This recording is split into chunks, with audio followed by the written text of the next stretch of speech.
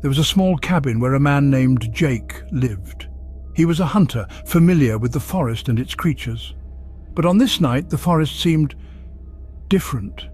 The usual sounds of owls and rustling leaves were absent, replaced by an eerie silence that weighed heavily on the air. Around midnight, as Jake sat by his fire, a knock echoed through the cabin door. Strange, he thought. Who would be out here, miles away from the nearest town? He cautiously opened the door, but there was no one there. Only the dense fog creeping closer from the woods.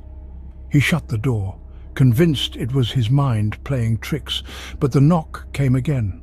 Louder this time, more insistent. When he opened the door once more, he saw footprints in the mud leading into the forest. They were large, too large for any person.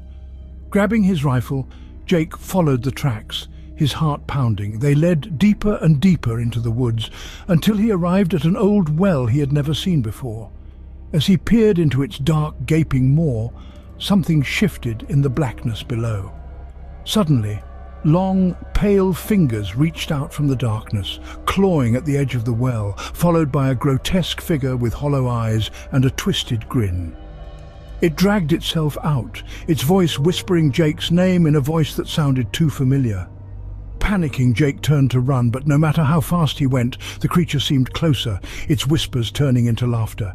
He sprinted through the trees, his legs burning with exhaustion, until he finally burst into his cabin and slammed the door shut. The knocking began again, louder and faster, as if dozens of hands were banging on the walls. The voice, now outside every window, called his name over and over. Jake huddled by the fire, rifle in hand, but he knew the truth. He had followed those footsteps, but they weren't leading away from his cabin, they had been leading him home.